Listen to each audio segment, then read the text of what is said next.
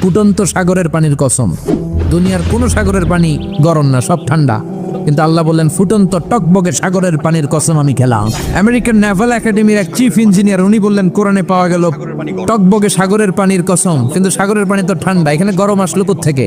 আসলে আল্লাহ সাগরের নিচে যে গরম মজুদ রেখে দিয়েছেন ওইটার দিকে খেয়াল করে বলেছে। সাগরের ভেতরে আগুন কই আছে? কোরআন যেহেতু বললো টকবগে সাগরের পানির কসম, আসলে কোনো আগুন টাগুন খুঁজে পাওয়া যায় কিনা। সে সাগরের ভেতরে পাইপ ঢুকাতে শুরু করলো, জোড়া লাগিয়ে লাগিয়ে গবেষণা। তো পাইপ যেতে যেতে অনেক সাগরের গভীরতা শেষে তলা পাওয়া গেল। তলার ভেতরে সে ড্রিল করে পাইপ ঢুকাতে লাগলো। সে পেয়ে গেল মাটির স্তর, এরপরে পাললিক শিলার স্তর, পাললিক শিলা, রূপান্তরিত শিলা, আগ্নেয়গিরির শিলা। এরপরে যখন সে পাইপ ঢুকাতে শুরু করেছে, সে দেখতে পেল এই পাইপগুলো গলে গলে গলে গলে পানি হয়ে যায়। এত আগুন, এত গরম। সে তো অবাক, সে অবাক পৃথিবীর ভিতরে এত আগুন আসলো কোত্থেকে। চলে যেতে হবে, কেউ থাকতে পারবো না। কিন্তু এই জিনিসটা আমাদের স্মরণেই আসে না।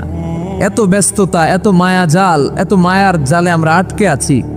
এত ব্যস্ত লাইফ, সকালবেলা অফিস, বিকেলবেলায় অমুক কাজ, তারপরে অমুক কাজ, একটার পর একটা কাজ চলতেই থাকে।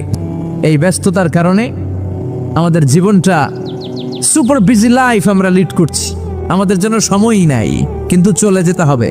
এজন্য সাইয়েদনা ওমর ফারুক বলতেন মুতু ক্বাবলা আন তামুতু, মরার আগে একবার মরো। হাসিবু ক্বাবলা আন তুহাসাবু আলাইকুম, তোমার হিসাব নেওয়ার আগে তুমি তোমার একবার হিসাব নাও। আমাদের প্রত্যেকের নিজের একটা হিসাব আছে না নাই? কথা বলেন। নিজে খাতা কলমের মধ্যে একটু লিস্ট করবেন যে আমি জীবনে এই ভালো কাজ করেছি, এই খারাপ কাজ করেছি, আসলে আমার অবস্থানটা কই হওয়া উচিত। নিজে খাটের মধ্যে একবার শটাং হয়ে মরার মতো শুয়ে থাকবেন, ভাববেন যে আমি মরে গেছি।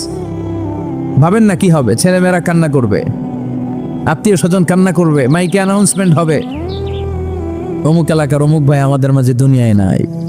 বিশাল দেবিদ্বারের ময়দানে আপনার জানাজা হবে, খাটিয়াতে করে নিয়ে যাওয়া হবে। শুয়ে শুয়ে ভাববেন আগে থেকে খুদে রাখা কবরে আপনাকে ফেলে বাঁশ দিয়ে উপরে মাটি চাপা দিয়ে চলে আসবে। অন্ধকার, শুধু অন্ধকার। এই অন্ধকার যেন শেষ হতে চায় না। This is the nature of life. এই তো জীবন। কথা বলেন ঠিক কিনা? এগুলো ভাবার দরকার আছে না নাই? বিষ্ণু বললেন এই সূরাটা এমন সূরা মানিআতুন মিন আযাবিল কবর।